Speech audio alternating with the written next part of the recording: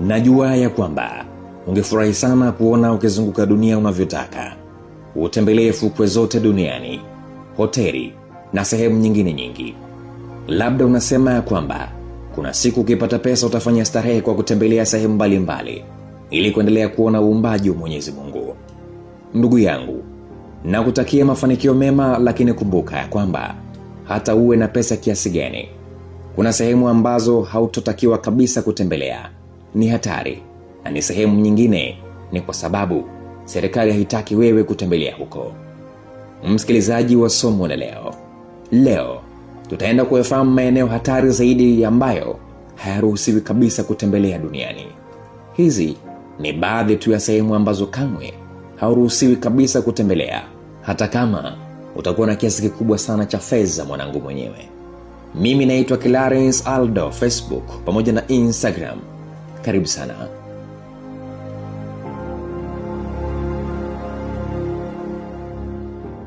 Sehemu ya kwanza kabisa, kisiwa cha nyoka. Hiki ni kisiwa kilichopo huko nchini Brazil. Kina msitu mkubwa na kina nyoka wengi kuliko sehemu yoyote ile duniani. Watu wengi wamekuwa wakikatazwa kabisa kutembelewa kisiwa hicho kutokana na hatari kubwa iliyokuwepo huko, na hata wale watu ambao wamekuwa wakienda huko kwa siri wamekuwa wakifa kwa kuumwa na nyoka hatari zaidi.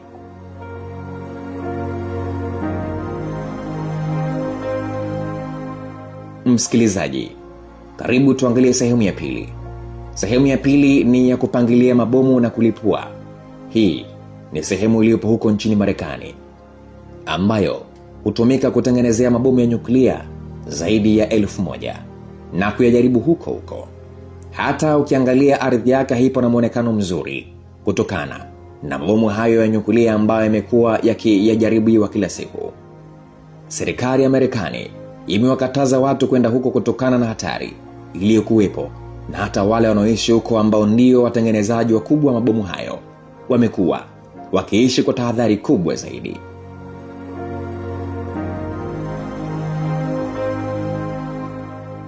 Msikilizaji, karibu tutazame sehemu ya tatu. Ni maeneo ya makumbusho ya Vatican. Ukienda nchini Vatican, ambapo ndipo makao makuu ya kanisa la Roma, kuna sehemu ambayo ndiyo uhifadhi nyaraka mbalimbali za siri za miaka mingi ya nyuma na hata zile za kipindi hiki. Hakuna mtu anayeruhusiwa kabisa kutembelea huko. Kuna ulinzi mkali ambao umekuwa kwa saa 24. Kinachowafanya watu kutoruhusiwa kuingia huko ni wizi. Wanaohofia watu wanaweza kuingia na kuiba au hata kuchoma moto nyaraka hizo ambazo zimekuwa ni muhimu sana.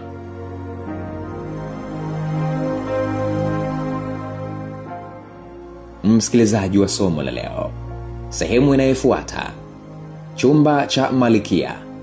Unaweza ukashangaa, lakini ndio ukweli.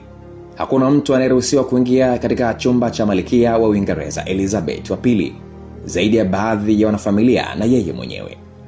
Kwa nje chumba hiko kina ulinzi mkubwa.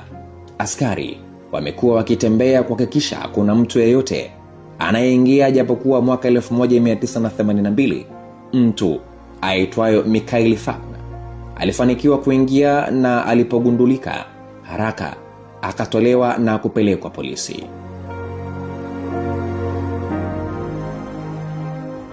Msikilizaji wa somo la leo, sehemu inayofuata ni sehemu inaitwa chumba namba 39.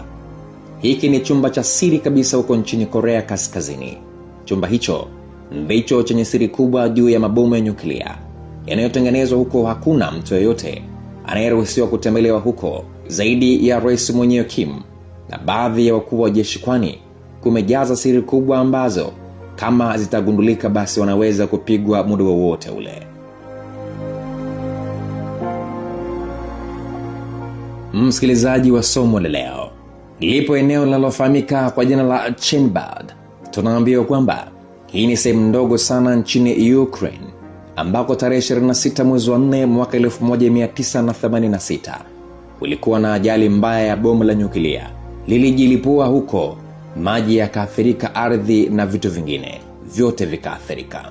Huko tunaambiwa kwamba hakuna mtu anayeishi huko Kwa sasa na yeyote anayetaka kutembelea ni lazima aombe ruhusa kutoka katika serikali na hata kwenda huko. Na tunaambiwa ya kwamba pale atapoweza kuruhusiwa lazima apewe mavazi maalum, kwani mpaka leo hii ile sumu ya nyuklia bado ipo.